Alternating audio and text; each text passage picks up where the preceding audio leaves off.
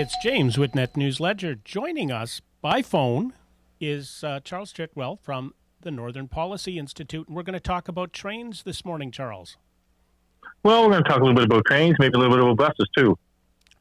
Getting around in Northern Ontario is hard enough, you know, between our roads that sometimes cover in ice and snow in the winter, to moose in the summer coming out of the road in the middle of the night. Trains have been discussed for years in northwestern Ontario about returning via rail service to, say, the Thunder Bay, Dryden, Kenora to Winnipeg route.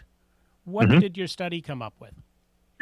So there's been a lot of discussion, as you noticed, about passenger rail and the potential for regularly scheduled passenger service in Northern Ontario. So we asked the question, is there an economic case to be made for that type of service?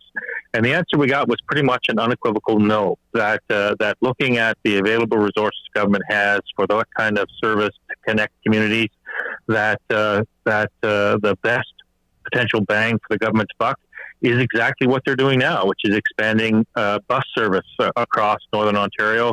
We've now got the ONTC all the way to the Manitoba border. So I find myself in an unusual situation of actually being able to say that the government choice that they made was actually the right one.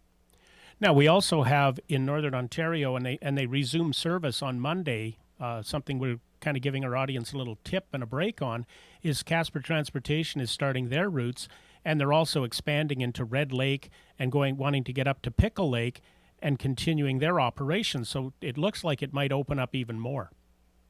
Absolutely, and that exactly is the point that this paper makes, is that given our population sizes, the simple fact is we can't adequately connect our communities using rail.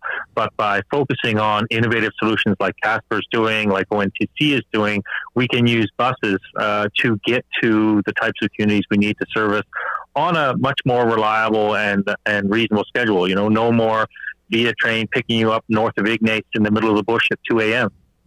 Well, when I moved to Edmonton, or from Edmonton to Thunder Bay, I took the train and got off at Red Lake Road, and I marveled that if I had had that in the middle of the winter, the train stop was just literally that, a stop. There was no building, there was nothing there. Well, hopefully someone would have been there with a snowmobile to take you to a warm place. Well, I was in the summer, so I was lucky. How can government help keep expanding bus service in Northern Ontario?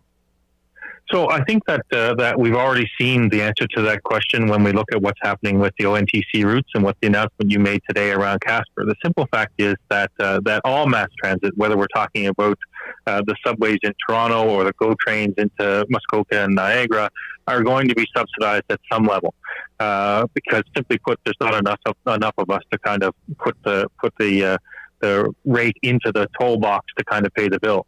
And so they're doing what they can. They're looking at their available resources and they're saying, okay, we can support expanding that bus service through to the Manitoba border. They did it much quicker, frankly, than I thought they would, and that's great news.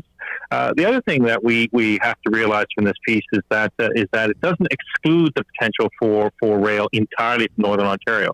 It suggests that the best place for rail activists to focus their efforts are on short line, short season tourism rail. So, you know, looking at the Cochrane link down to the northeast, those types of rail lines where tourism is a potential, but only for a short period. Now, on that, you know, I've heard of studies being done for bump cars that would be running up the line along the north shore of Lake Superior as well. Did your study look at that? So it didn't get into all of the various alternatives. What it looked specifically at was the question around scheduled passenger rail, because of course that's where the conversation almost invariably ends up. Is we're going to have 24-hour service. It's going to be reasonable, and it's going to arrive at 6 p.m. at every single town in Northern Ontario. And of course, as everyone knows who's ever ridden a bus or a train, it doesn't necessarily work that way. And so that was the question that this piece answered, which is from a perspective of regular scheduled service, trains aren't the option.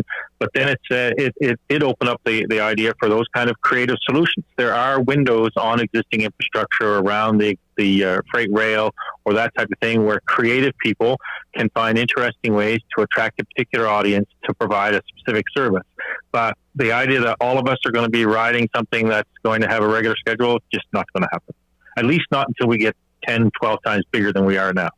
So I guess what we really need is to see the immigration program really ramp up. And there's some announcement for the Northern Policy Institute. You've got a FedNorth support to get another intern. Well, I'm glad to hear it because I didn't know. So no, there's no question. When we talk about 100 million Canadians, we talk about probably 2 million Northern Ontarians. That's when you start to talk about the economies of scale. And again, I don't think that even if we ever reach 2 million Northern Ontarians, that would mean that reliable rail service could go from, say, Scarborough to Thunder Bay.